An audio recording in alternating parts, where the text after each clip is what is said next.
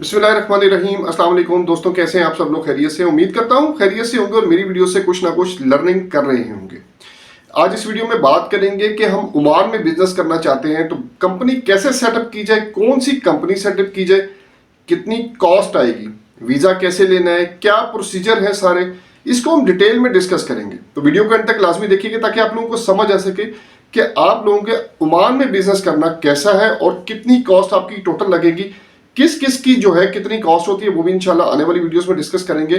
तो इस वीडियो को आपने एंड तक देखना है ताकि आपको मजीद जो चीजें हैं वो क्लियर हो सके। मैं कोशिश करूंगा आप लोगों को एक्यूरेट इन्फॉर्मेशन दे सकूं, लेकिन थोड़ा सा देखें, अब किसी से इन्फॉर्मेशन लेते हैं तो थोड़ी सी इन्फॉर्मेशन में कमी बेशी रह जाती है, लेकिन जब आप कोई बिजनेस करेंगे, खुद करेंगे, तो उसकी जब पहले फिजिबिलिटी रिपोर्ट बनाते हैं ना किसी भी बिजनेस की, तो वो एक्चुअल होती है। तो यहाँ पे आपको मतलब नियरेस्ट जो है कैलकुलेशन दे सकते हैं, मतलब नियरेस्ट एक्यूरेसी दे सकते हैं। 100% एक्यूरेसी नहीं कोई भी प्रोवाइड नहीं कर सकता है। यहाँ पे सबसे पहले आपको एक बात अपने जहन में बैठा के रखनी है, पूरे गल्फ में, ओमान हो जाए, दुबई हो जाए, कतर हो जाए, कुवैत हो जाए, सऊदी अरेबिया हो जाए, इनमें बिजनेस करना बहुत मुश्किल काम है, ठीक है। लेकिन लोग जो कर रहे हैं, जो सेटल हो गए हैं, उनके लिए तो इजी है। अब लेकिन जब आप एक न्यू बंदा जाता है, ऑब्वियसली वो जब कन्वर्जन करता है, पैसों की कन्वर्जन करता है, सारा कुछ देखता है। गल्फ में ओमान की जो करेंसी है बहुत ज़्यादा है, मतलब आजकल भी 760 पे चल रही है हमारा। उनका एक ओमानी रियाल हमारा 760 बनता है। इसी तरह कोती दिनार भी बहुत महंगा है। तो जो कतरी रियाल हो गया और जो सऊदी अरब हो गया और दुबई की जो करेंसी होगी वो ऑलमोस्ट सिमिलर ही रहती है। लेकिन कोती दिनार और जो आपका ओमानी रियाल है ना, ये बहुत ज़्यादा जो है, मतलब कि इसका एक ओमानी रियाल तो हमारा 760 रुपये बनता है। इसलिए जब हम कन्वर्जन करते तो हम फिर परेशान हो जाते कि यार हम क्या करेंगे, तो लेकिन हमने कमाना भी तो उसी हिसाब से। अच्छा, अब आपने ओमान में काम करना है तो ओमान में कोई भी काम जो है आप ऐसे नहीं कर सकते, ठीक है। उसके लिए आपको कंपनी रजिस्ट्रेशन करवाना बहुत ज़रूरी है। वहाँ पे कोई काम, मतलब अगर आपने छोटी शॉप भी लेनी है तो उसके लिए भी आपको रजिस्टर होना पड़ेगा वहाँ पे। बिल्कुल ऐसे ही है। पाकिस्तान में हम लोग क्या करते हैं, पाकिस्तान में हम लोग ऐसा नहीं करते। यहाँ पे क्या है, इजीली यहाँ पे क्या है, हम लोग जो है सिर्फ जो है रेंट का एग्रीमेंट करते हैं। जो रेंट आउट कर रहा होता है शॉप वगैरह, उससे हम रेंट पे शॉप ले लेते हैं और उसके बाद अपना काम, उसकी डेकोरेशन वगैरह करने के बाद अपना काम चल सो चल। क्यों हम जो है बहुत कम जो है, अगर कोई रेस्टोरेंट खोल रहे हैं, छोटे कैफे टाइप खोल रहे हैं, तो हम रजिस्ट्रेशन नहीं करवाते। हालांकि वो भी लाजमी है यहाँ पे, लेकिन हम जो गाड़ी प्रोग्राम चलाते हैं तो वो चल जाता है। लेकिन ओमान में ऐसा नहीं है। वहाँ पे आपको छोटा भी कोई भी बिजनेस करना है तो उसके लिए आपको रजिस्ट्रेशन CR लेना बहुत ज़रूरी है। उसका जो भी आप कंपनी कर रहे हो, जो भी कंपनी रजिस्टर करवा रहे हो, उसके जो भी नाम रख रहे हो, उसके अगेंस्ट में आपको CR लेना बहुत ज़रूरी है। अच्छा, अब यहाँ पे ना दो तरह की कंपनीज होती है। सबसे पहले आपको ये बता दूं कि अगर बहुत से लोगों के जहन में ये ख्याल होगा कि हम ओमानी के बगैर हम वहाँ पे कंपनी नहीं खोल सकते, तो बिल्कुल ऐसा ये ख्याल बिल्कुल गलत है, अपने जहन से निकाल दें। अब जो एक्सपेक्ट्स होते हैं, जो फॉरेनर्स होते हैं, मतलब हम ओमान में फॉरेनर हैं, ठीक है, तो हम भी बिजनेस कर सकते हैं वहाँ पे विदाउट जो है ओमानी नेशनल, ठीक है। अच्छा, इसके लिए अब आप लोगों को ये पता होना चाहिए कौन कौन सी कंपनीज जो है वहाँ पे हम खोल सकते हैं। एक तो होती है SPC कंपनी होती है और एक LLC कंपनी होती है। अगर तो आप बहुत बड़े लेवल पे काम कर रहे हो फिर तो आप LLC पे जाओ। अगर आप छोटे लेवल पे काम कर रहे हो, मतलब अगर आप इंपोर्ट एक्सपोर्ट नहीं कर रहे या कोई बड़ा काम नहीं कर रहे, तो फिर आप SPC पे जाओ, ठीक है, सोल प्रोप्राइटरशिप कंपनी। तो यहाँ पे आपको ये कंपनी खोलोगे, ये आपके डायरेक्ट इसमें आपकी ऑनरशिप होगी। किसी को कोई अमल दखल नहीं होगा इसमें। आपका बैंक अकाउंट आपके नाम पे होगा, CR आपके नाम पे होगी। इसमें जो भी होगा आपका, मतलब आपकी चेकबुक आपके नाम पे होगी, ईच एंड एवरीथिंग आपके नाम पे होगी। अब LLC क्या होती है, लिमिटेड लायबिलिटी कंपनी, मतलब इसमें दो पार्टनर होते हैं। अब पार्टनर कोई भी आप रख सकते हो, ओमानी रख लो, ठीक है, वहां पे अगर किसी और उसके इंडियन है उसको रख लो, बांग्लादेशी है उसको रख लो, नेपाली है उसको रख लो, आप किसी को भी रख सकते हो, ठीक है। आप ईरानी है उसको रख सकते हो, कोई वो नहीं है। आप दो पार्टनर मिनिमम है, इसमें आप 4 पार्टनर 6 पार्टनर जितने, इसमें फिर आप मैक्सिमम पार्टनर रख सकते हो। मतलब ज्यादा ऑब्वियसली कोई भी इतने पार्टनर रखता, मैक्सिमम 6 पार्टनर तक ही जाते हैं। तो आप इसमें ये ऐसे कर सकते हो कि LLC अगर ओपन करो, अगर आपका काम वसी लेवल पे है, ठीक है, वसी लेवल पे आप काम कर रहे हो, फिर आप जो है उसको LLC पे जाओ। लेकिन सजेशन यही है, कोई भी पाकिस्तानी जो है यहाँ आता है ओमान में, तो यहाँ पे उसको जो है स्टार्ट में उसको SPC सोल प्रोप्राइटरशिप कंपनी खोलनी चाहिए। अच्छा, अब आप लोगों ने कंपनी खोलनी है तो सनद ऑफिस है, ठीक है, ओमान में मस्कत में आ जाए, सनद ऑफिस है, तो यहाँ पे आप उनसे इंफॉर्मेशन ले सकते हैं। अब आप पाकिस्तान में बैठे हो, ठीक है, आप ऑब्वियसली किसी एजेंट से लोगे। अगर आपका कोई दोस्त वगैरह है तो आप उसको कोई यार सनद ऑफिस से सारी इन्फॉर्मेशन कलेक्ट करके आपको दे दे कि क्या क्या, वो आपको सब बता देंगे। आपने जो बिजनेस करना है, जो कुछ करना है, वो आपको सब बता देंगे। उस पर इतना खर्चा आने वाला है। लेकिन अब ये ज़हन में रखेंगे, सनद ऑफिस आपने पहले विजिट जरूर करना है। वो आपको सारा खर्चा बता देंगे, आपके वीजे का खर्चा बता देंगे, आपकी कंपनी रजिस्ट्रेशन का खर्चा बता देंगे, आपका जो आपने एक्टिविटी करनी है, जो आप बिजनेस करना चाह रहे हो, वो आपको सारा खर्चा बता देंगे। Each and everything, single penny वो आपको बता देंगे, इतना खर्चा आपका होगा। अच्छा, कुछ ऐसे बिजनेसेस की बात करें जो आप ओमानी के बगैर नहीं कर सकते। उसमें बार्बर शॉप होगी, टैक्सी हो गया, कमर्शियल बस होगी, मतलब जो बसेस को लेके जो पैसेंजर्स को लेके जाती है, ये आप बिल्कुल नहीं कर सकते हो। बाकी आप ऑलमोस्ट सारे बिजनेस कर सकते हो, जो मतलब कि अब वो भी आपको जब आप सनद ऑफिस विजिट करोगे तो आपको बता देंगे यार ये बिजनेस आप ओमानी नेशनल के बगैर नहीं कर सकते हो। तो कुछ मैंने बता दिए और बाकी आप वहां से इंफॉर्मेशन आप गेट कर लोगे।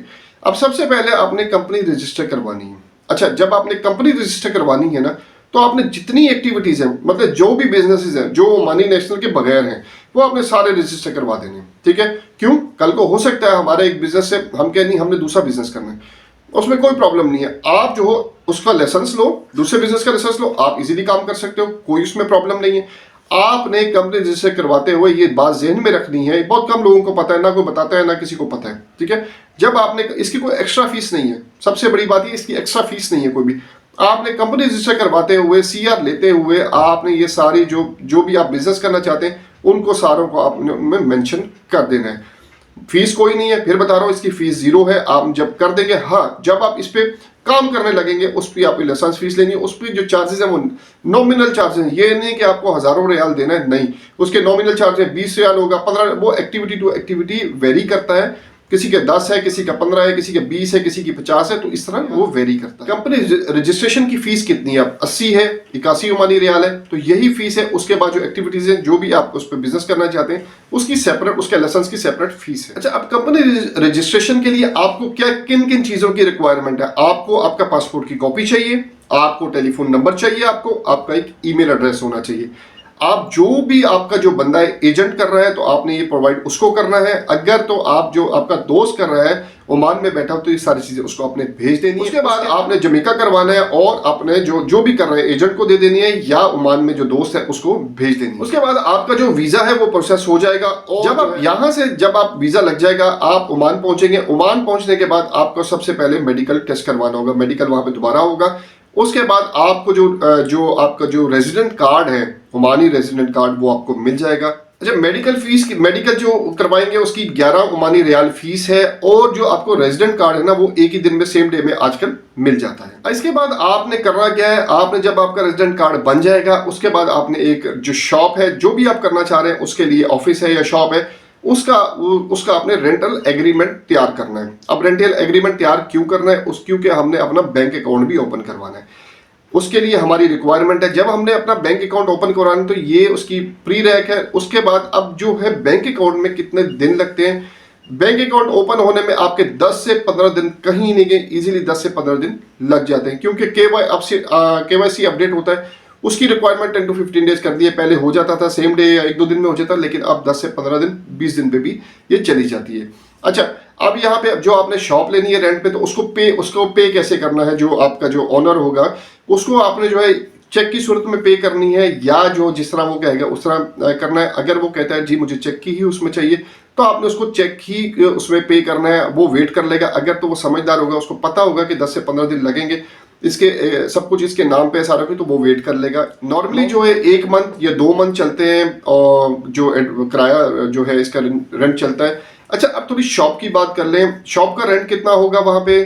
शॉप का रेंट अगर तो आप थोड़ा सा आगे पीछे ले रहे हैं, तो आपको 100 से 150 जो है ओमानी रियाल में आपको शॉप मिल जाएगी। अगर तो आप ले रहे हैं पोश एरिया में, मतलब पोश एरिया जहाँ पे रश है थोड़ा सा, तो वहाँ पे वेरी करती है। वो 300 ओमानी रियाल से 500 ओमानी रियाल हो सकता है, उससे भी ज़्यादा में मिल जाए। हाँ, आपने बेसिकली करना ये है कि आपने फ्रंट पे शॉप नहीं लेनी, आपने थोड़ा सा आपकी काम की नौयत देखनी है, आपका काम क्या, आप क्या बिजनेस करना चाहते हो, तो उस हिसाब से हमने थोड़ा सा बैक पे शॉप ले लेनी है। आप देखेंगे तो शॉप्स की बैक पे भी अंदर गलियों में भी जगह मिल जाती है। बहुत से पाकिस्तानी इंडियंस जो है वहाँ पे बंगालियों ने शॉप्स ली हुई है, रेस्टोरेंट्स बनाए हुए हैं, जिस जो भी है खाने पीने की चीज़ें, कैफेज खोले हुए, तो आप भी वहाँ पे ऐसे ही कुछ छोटी सी शॉप लेके वो कर सकते हैं। अच्छा, अब आपने जो है बैंक अकाउंट भी ओपन हो गया, बैंक अकाउंट ओपन होने गया हुआ है, इसके बाद आपने क्या करना है, आपने म्यूनिसिपल कमेटी के वालों के से आपने अपना लाइसेंस लेना है। तो आपने जो है वो उससे जो भी आप बिजनेस करना चाहते हैं उसकी लाइसेंस की फीस पे करनी है, आपको लाइसेंस का जो है वो ऑथराइजेशन मिल जाएगी। अच्छा, यहाँ पे बात कर लेते हैं, हमने कंपनी रजिस्ट्रेशन को हमने समझा कि हमने कैसे करना है। थोड़ी सी बात करते हैं कि फर्स्ट करो हमने रेस्टोरेंट ओपन करना है, तो रेस्टोरेंट के लिए अब ये सारी चीजें कंपनी के ही उसमें चली जा रही है, क्योंकि आप जब भी कोई काम करोगे उसके लिए आपको जो है मेन पावर चाहिए होगी। ठीक है, अब आप रेस्टोरेंट का काम कर रहे हो तो उसके लिए मेन पावर भी तो चाहिए होगी। अब आप जो हो, अब रेस्टोरेंट के काम में अब आपने देखना है कि यार कितने बंदे मुझे चाहिए। ठीक है, अब आप फर्ज करो 4 बंदे चाहिए, 3 बंदे चाहिए, तो ये नहीं होगा कि आप उनके वीजे जो है ऑटोमेटिकली इशू करवा लोगे, नहीं। अच्छा, होगा क्या, इसमें आप मेन पावर वालों को रिक्वेस्ट करोगे, यहाँ पे आप उनसे रिक्वेस्ट करोगे। आप बंदे कौन से रखोगे, या तो पाकिस्तान से बुलवाओगे या आप लोकली बंदे मिल जाते हैं आपको, उनको वीजे तो चाहिए, आप उनसे बात करोगे, मेन पावर वालों को रिक्वेस्ट करोगे, वो आपके जो भी रेस्टोरेंट है, जो भी प्लेस है, उस पे आके वो विजिट करेंगे, वो चेक करेंगे आया कि इस बंदे की रिक्वायरमेंट है भी कि नहीं है, या ये ऐसे वीजे नहीं निकल सकते वहां पे, तो वो आके चेक करेंगे। अगर तो वो ऑथराइज करेंगे फिर ही आप जो है वीजे मंगवा सकते हो, अदरवाइज आप जो है वीजों के लिए अप्लाई कर सकते हो, अदरवाइज नहीं कर सकते। अगर उन्होंने ओके कर दिया फिर आप वीजों के लिए अप्लाई कर दोगे। अच्छा, वीजों की भी फीस है यहाँ पे 310 से 320 ओमानी रियाल एक बंदे की फीस है। ठीक है, अब आप देखो मिनिमम पे जाओ, क्योंकि आपको पे करना है। अब 3 बंदों से काम चलता है तो 1000 रुपया तो आपका कहीं नहीं गया, 1000 ओमानी रियाल तो कहीं नहीं गया। ठीक है, 1000 ओमानी रियाल आपका लग जाएगा, 1000 ओमानी रियाल लग जाएगा, और उसके बाद आपका वीजा अप्लाई हो जाएगा जो 3 बंदों का आपकी रिक्वायरमेंट। अच्छा, अब हमने क्या समझा इसमें, हमने ये समझा कि हमने सबसे पहले CR ले ली, उसके बाद हम जो है हमारा वीजा सारा प्रोसेस हुआ, उसके बाद कंपनी का वीजा प्रोसेस हुआ, उसके बाद हम जो है ओमान आ गए। ओमान आने के बाद हमने क्या किया, हमने जो है अपना जो है रेंटल एग्रीमेंट किया, शॉप रेंट पे ली, उसके साथ एग्रीमेंट किया। उसके बाद हमने जो है वो एग्रीमेंट जो है बैंक अकाउंट के लिए उनको सबमिट करवाया। उसके बाद इन द मीनवाइल हमने क्या किया, म्यूनिसिपल कमेटी में जाके जो भी बिजनेस करना है उसका लाइसेंस हमने हासिल कर लिया। उसके बाद हमने जो वीजा था, जो हमने मेन पावर चाहिए थी, उनका वीजा अप्लाई किया। अच्छा, यहाँ पे एक चीज और बहुत जरूरी है, अगर आपने गल्फ में ट्रेवल किया हो तो साइन बोर्ड की बहुत वैल्यू है। ठीक है, वो भी आपको अपनी शॉप, कैफे बना रहे हैं, शॉप बना रहे हैं या ऑफिस बना रहे हैं, उसके बाद उसके बाहर आपको लाजमी डिस्प्ले करना होता है। अच्छा, यहाँ पे ना ओमान में प्रॉब्लम ये है, यहाँ पे जो है रूल्स को आपने फॉलो करना पड़ता है। ठीक है, रूल्स फॉलो करने पड़ेंगे आपको, शॉप की क्लीनेस रखनी पड़ेगी। आप कैफे बना रहे हो तो कैफे को क्लीन करना पड़ेगा, रेंट ए कार बना रहे हो, ऑफिस बना रहे हो तो रेंट ए कार को क्लीन करना पड़ेगा। अच्छा, यहाँ पे थोड़ा सा समझे जो आपने काम क्या करना है, बिजनेस क्या करना है, उसी हिसाब से जो है ना लाइसेंसेस की फीस वगैरह है। ठीक है, जो कैफे का लाइसेंस है ना आपको 150 से 250 का मिल जाता है। ठीक है, जो आप रेंट ए कार का है वो 250 ओमानी रियाल का है। इसी तरह डिपेंड करता है। अब रेस्टोरेंट का लाइसेंस महंगा मिलता है। ठीक है, अब क्यों महंगा मिलता है, अब बात यह है कि आप रेस्टोरेंट एक बड़े लेवल का काम है, कैफे में आप बर्गर, आप समोसे वगैरह, इस तरह की छोटी आइटम्स, शॉर्मे वगैरह आप जो होंगे तो वो सेल कर सकते हो। लेकिन जो आपके रेस्टोरेंट्स हैं उसमें आप बिल्कुल कढ़ाई, बाकी चीज़ें जो खाने पीने की ज़बरदस्त चीज़ें, जिस मतलब फुल मील जिसको बोलते हैं, वो आप जो है वो कर सकते हो। तो यहाँ पे हमने समझा है पूरी डिटेल के साथ कि कंपनी को कैसे रजिस्टर किया जाता है ओमान में, क्या क्या चीज़ों को फॉलो किया जाता है। हमने जो है 1000 से 1200 ओमानी रियाल में आपकी ओमान में कंपनी रजिस्टर हो जाती है। उसके बाद क्या होता है, उसके बाद जो आपने जो वीज़े निकलवा रहे होते हैं उसकी फ़ीस अलग होती है। उसके बाद जो आपने जो उसकी डेकोरेशन करनी होती है, वो जो भी शॉप ले रहे हैं, ऑफिस ले रहे हैं, उसको रेनोवेट करना होता है, वो चार्जेस अलग है। आपने कितना करना है, किस हिसाब से करना है, आपका कौन सा बिजनेस है, तो उसी हिसाब से आपने रेनोवेट करना होता है। अगर आप कोई ऐसा बिजनेस कर रहे हैं जिसमें आपको सिर्फ ऑफिस की रिक्वायरमेंट, टेबल चेयर रखना है, मतलब 2 टेबल चेयर रख के आप इजीली काम चला सकते हो। अगर आपने कैफे खोलना है तो ऑब्वियसली उसकी रिक्वायरमेंट और है। अगर आपने रेस्टोरेंट खोलना है तो उसकी रिक्वायरमेंट और है, उसमें आपको किचन चाहिए प्रॉपर, उसमें सिटिंग एरिया चाहिए, उसके अंदर वॉशरूम चाहिए, उसके अंदर किचन की जो है डिफरेंट चीज़ें चाहिए, वो भी आके सारा कुछ चेक किया जाता है। तो ये सारी रिक्वायरमेंट्स है। अब आप पे डिपेंड करता है आप कौन सा बिजनेस करना चाह रहे हैं। हम आने वाली वीडियोस में ओमान में जो बिजनेस जो है वो अच्छे लेवल का बिजनेस है, जो ओमानी के साथ भी कर सकते हैं, और जो ओमानी अच्छे हैं उनका भी आप लोगों को बताएंगे कि इस बंदे के साथ काम कर सकते हैं, ये लोगों को तंग नहीं करता, आप भी कर सकते हैं। तो डेफिनेटली जो है आप लोगों को फायदा होगा। ओमान एक अच्छी कंट्री है, इसकी जो करेंसी बहुत स्ट्रांग है। जो बिजनेस करना चाहते हैं, ऐसा नहीं यहाँ पे बिजनेस नहीं है, बिजनेस बहुत अपॉर्चुनिटीज हैं, लोग कर रहे हैं। लोग बहुत ज़्यादा कर रहे हैं। यहाँ पे अगर किसी भी जगह पे भी जाए तो ओमानी आपको पाकिस्तानी और इंडियन ही नज़र आएंगे बहुत ज़्यादा तादाद में। चलें, उम्मीद करते हैं आपने इस वीडियो से लर्न किया कि हम ओमान में कैसे कंपनी जो है अपनी रजिस्ट्रेशन करवा सकते हैं, कितना खर्चा आएगा, क्या क्या चीज़ें होंगी। तो बाकी जो है इंशाल्लाह डिटेल अगली वीडियोस में आप लोगों के साथ शेयर की जाएंगी। तो मेरी वीडियो को लाइक सब्सक्राइब और शेयर लाजमी किया करें ताकि आने वाले जो है इंपोर्टर एक्सपोर्टर या दुनिया में कहीं बिजनेस करना चाहते हैं वो भी मुस्तफीद हो सके। चलें, अगली वीडियो तक के लिए अपने भाई को इजाज़त दीजिएगा। अपना बहुत ज़्यादा ख्याल रखिएगा। अल्लाह हाफिज़।